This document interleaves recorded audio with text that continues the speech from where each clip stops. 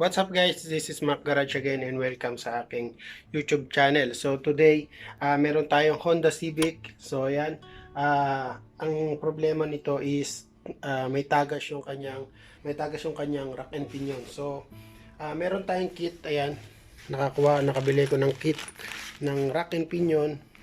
Ayan, kumpleto yan. So natanggal ko na yung rack and pinion sa may ilalim. So ang kailangan nyo lang gawin, ilip nyo yung sasakyan nyo. So yun guys, kailangan nyo lang ilip yung inyong sasakyan. Okay, and then iwan nyo na to yung outer tie rod.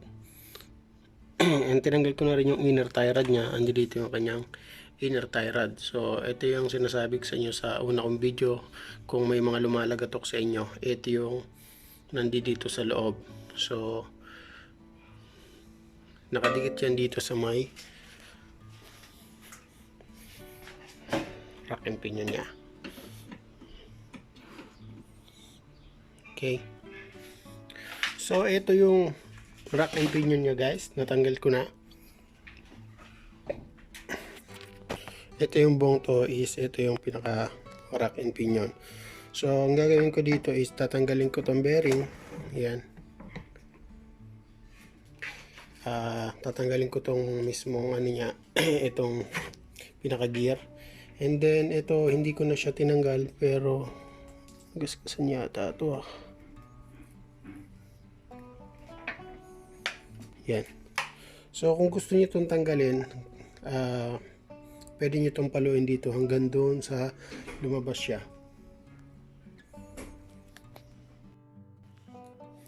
So ito guys yung karamitan na natagas yan. So kaya ako to tinanggal yung buong to is meron dito ang natagas. So itong part na to guys is meron yan o-ring dito.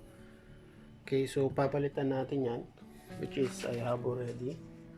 Ito dito yan nakalagay. So palitan natin yan, and then yun nandito guys sa loob nito. Meron siyang isang oil seal. Ito, tinanggal ko na siya and pinalitan ko na ng bago kasi dito yung natagas niyan, yung boots niyan dito.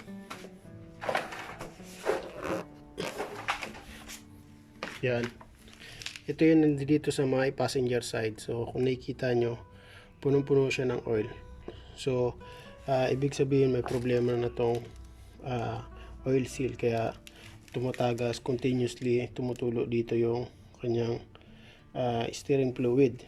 So and then so far naman dito sa mga parts na to is wala naman siyang tulo. So dito lang bali yung kanyang tulo. Yan, so palitan lang natin ng o-ring, and then dito sa may loob is wala naman ako nakikitang tulo dyan simula nang tinanggal ko siya. Ang naging tulo niya lang is nandito sa may pinaka parts na to. So ayun, babaklasin natin lahat yan, and then dito rin guys is meron din siyang parts ng tulo dito na konti. Siguro yung time na inalis ko to hindi ko masyadong nahigpitan. So yun, babaklasin ko muna tong bearing.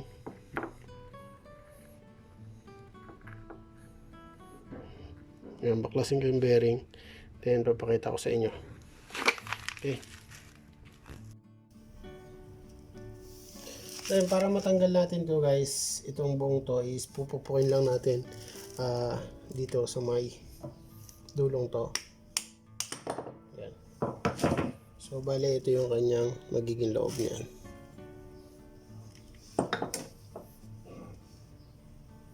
So each of this one guys is meron siyang o-ring. Ayan, kung makikita nyo itong mga to, o-ring yan. So papalitan natin yan. Yan, tatanggalin natin yan and papalitan natin. So stay tuned lang kayo guys.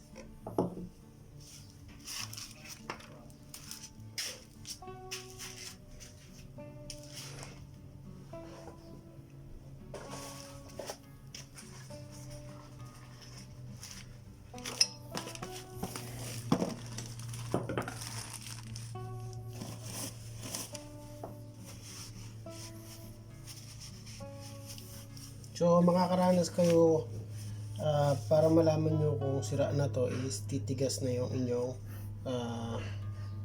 manubela.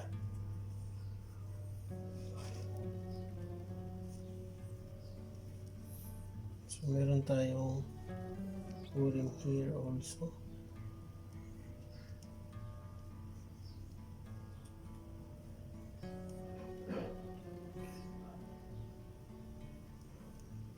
Okay pa naman itong o-ring.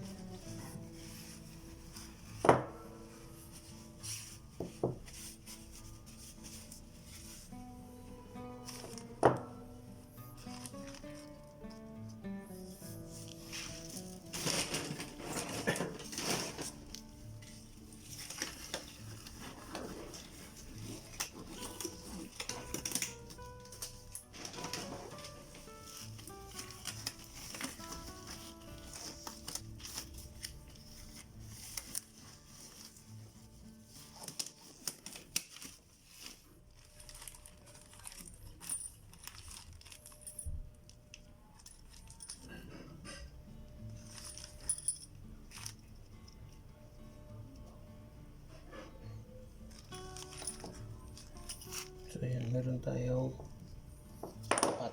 So bali 4 yung papalitan natin. So hindi dito yung kanilang mga o-ring 1, 2, 3, 4. So 1. Bali ito yan guys. 1, 2, 3, 4.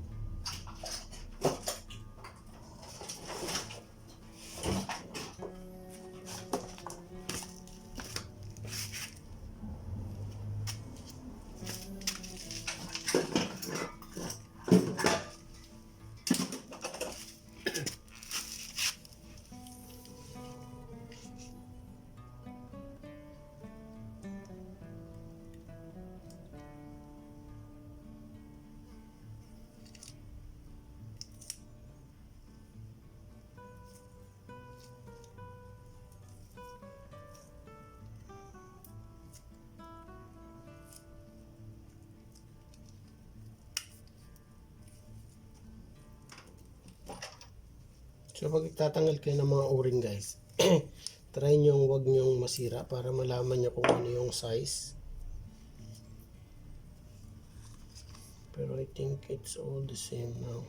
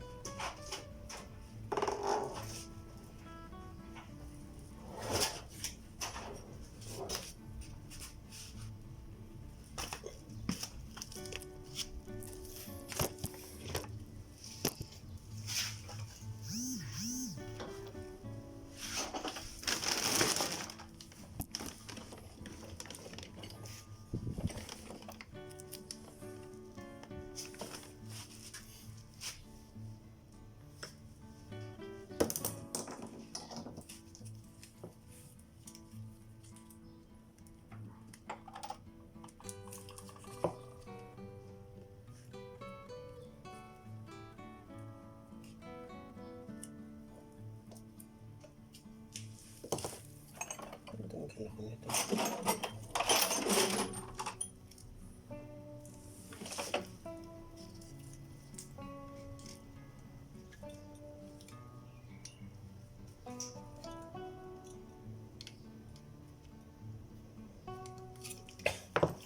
Hirap palang gato.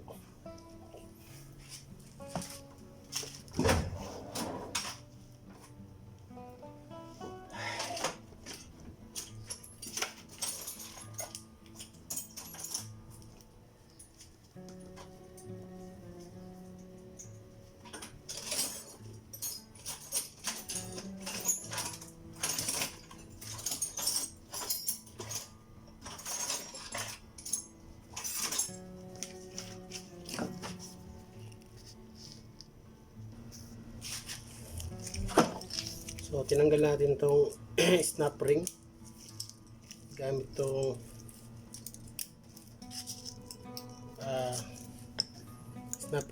snap ring plier.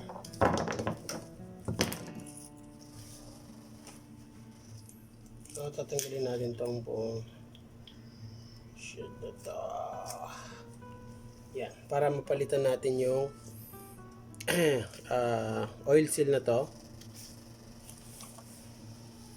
Yan. So, bago natin idikit yung oil seal or ikabit, check muna natin kung magka-match or magkaparehas. So, yan. So, kung paano natin siya tinanggal, ganun din natin siya ibalik. So, nakaganito siya.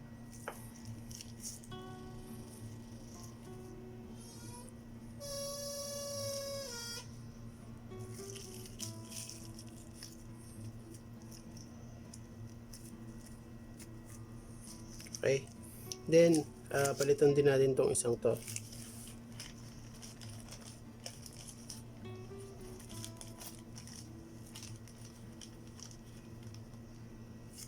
Yun lang, wala tayo nun. Why? Bakit wala ako nun?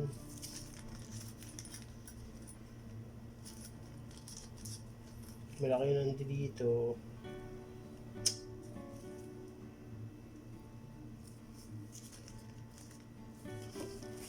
Okay. So now,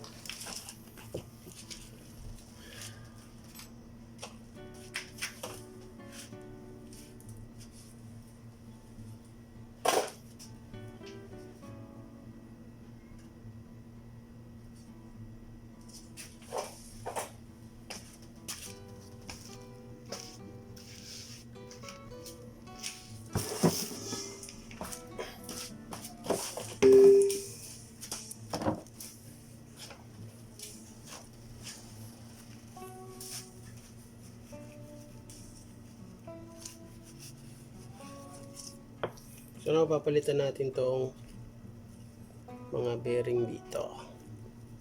Mga o-ring. So, kabitan natin yung isa. Dito yung isa. And guys, simple lang magpalit. Ayan. Okay. Then, yung ito naman, yung isa.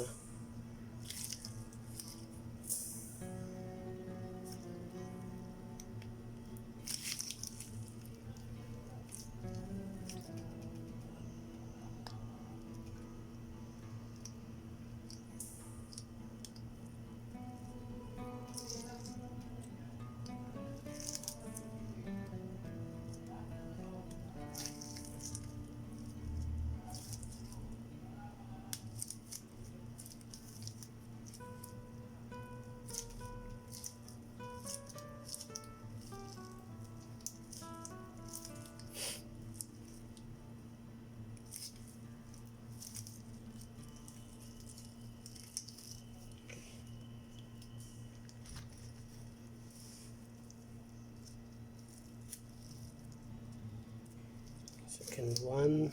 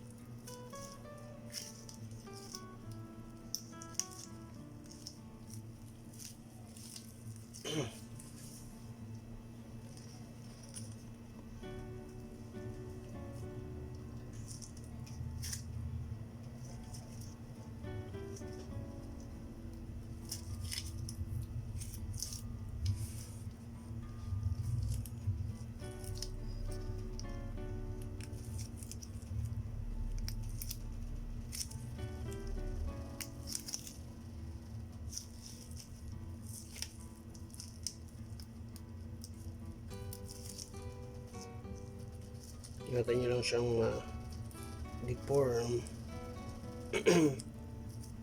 Ayan. Pero tanggalin natin itong isang to.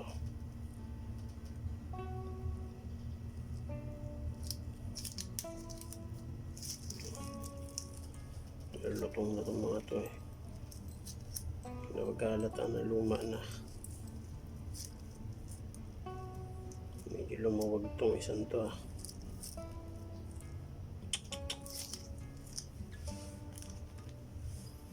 Puyarsa siya, napuyarsa.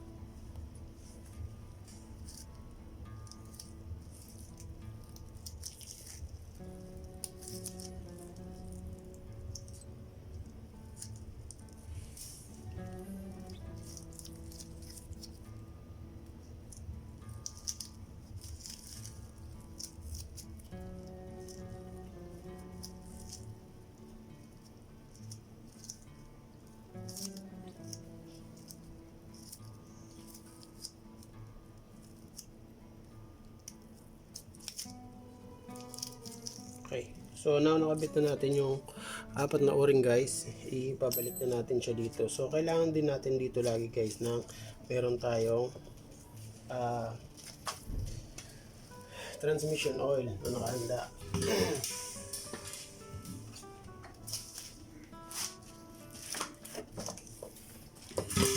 Para hindi natin siya ma-discrasya yung mga o-ring.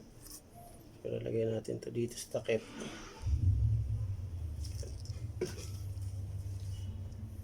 Okay. Dapat guys malinis to. So ulit muna tayo ng gloves.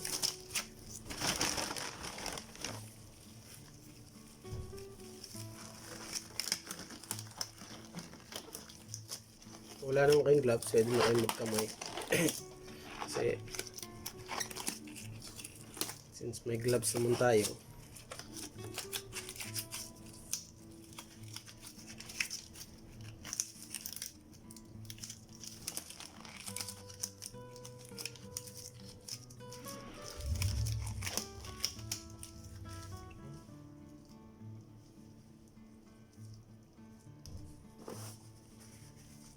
isin muna natin siya, linis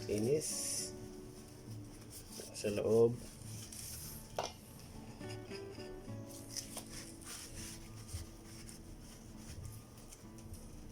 Okay, lagyan natin ng oil. Also this one, then pasok natin ito.